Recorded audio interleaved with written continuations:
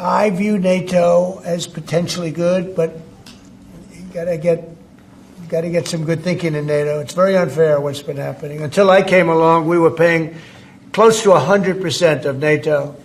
So think of it. We're paying 100% of their military, and they're screwing us on trade.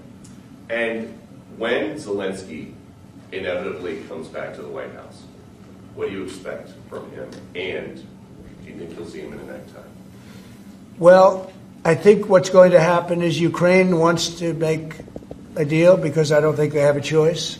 I also think that Russia wants to make a deal because in a different way that only I know, they have no choice either. Are you still thinking of going to Saudi Arabia and meeting with Putin about this? I don't know. I can't tell you. I'm going to Saudi Arabia. Mr. President, I've made a deal with Saudi Arabia where, because normally you'd go to UK first, and last time I went to Saudi Arabia, they put up $450 billion. You know that, right? You were there. We had American companies that took in $450 billion. I said, well, this time they've gotten richer. We've all gotten older. So I said, I'll go if you pay $1 trillion, $1 trillion to American companies, meaning the purchase over a 4-year period of $1 trillion. And they've agreed to do that.